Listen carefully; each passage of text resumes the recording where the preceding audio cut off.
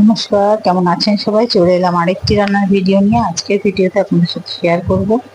বুঝতেই পারছেন কি সবজি নিয়ে নিয়েছি আজকে রান্নার জন্য।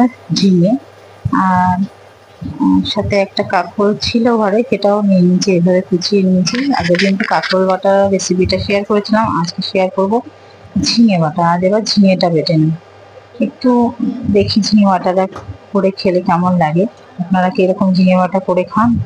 আমার তো একটু বাটাবুটি খেতে ভালো লাগে, তাই মাঝে মাঝে একটু মুখের স্বাদ পাল্টানোর জন্য একঘেয়েমি ঝিঙের তরকারি, ঝিঙে পোস্তটাকে বাদ দিয়ে আজকে ঝিঙেটাকে বেটে নিয়েছি। মিক্সিতে কেটে বেটে নিলাম, দেখতে তেমন কুচিয়ে নিয়েছি ঝিঙে। তার সাথে একটা কাঁকরোল ছিল, বেশি কাঁকরোলটাও দিয়ে দিয়েছিলাম। এদিকে তেল গরম হয়ে গেছে, তেলের মধ্যে দিয়ে দিলাম রসুন কুচি, পেঁয়াজ কুচি।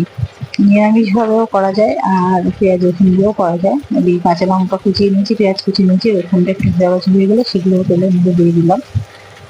কেন পেঁয়াজ দিয়ে খেতেও ভালো লাগে। আর নিরামিষটা, এই রেসিপিটা নিরামিষই বেশি ভালো লাগে, কিন্তু বাড়িতে মেয়ে একটু পেঁয়াজ দিয়ে খেতে ভালোবাসে, পেঁয়াজের গন্ধ, তাই করে নিলাম দুভাবেই। আর মা পেঁয়াজ খায় না, তাই কিছুটা পেঁয়াজ দিয়ে করে নিলাম আর কিছুটা নিরামিষভাবে একদম পেঁয়াজ রসুন ছাড়া শুধু লঙ্কা কালো জিরে দিয়ে। তেলের মধ্যে যে একটা কালো জিরে ও ফেলে দিতে পারেন।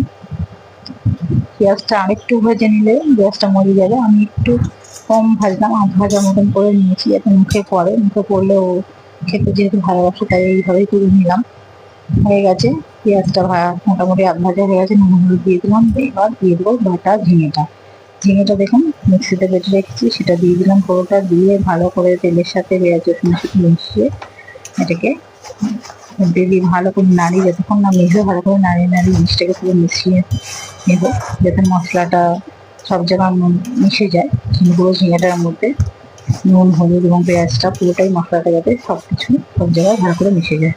একটু চাপা দিয়ে রাখবেন, চাপা দিয়ে দিয়ে মাঝে মাঝে নাড়তে হবে, নাহলে তলায় লেগে যাবে। এই দেখুন প্রায় মাখামাখা হয়ে এসছে।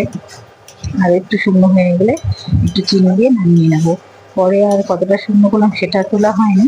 এইদিকে আর একদিকে কড়াইতে বসিয়ে দিচ্ছি নিরামিষ মায়ের জন্য শুধু তেলের উপরে কাঁচা লঙ্কা কালো জিরে দিয়ে, এই দেখুন বাড়িতে অল্প করে রেখে দিয়েছি। সেটি একইভাবে রান্না করে নেবো। ঝিঙের জলটা মরে শুকনো হয়ে গেলে, একদম মাখা মাখা শুকনো হয়ে গেলে একটু চিনি দিয়ে নামিয়ে নেবো। আপনারাও এটা রেসিপিটি করে খেয়ে দেখবেন কেমন লাগে। ভালো লাগলে অবশ্যই একটু লাইক কমেন্টস করবেন। রেসিপিটাও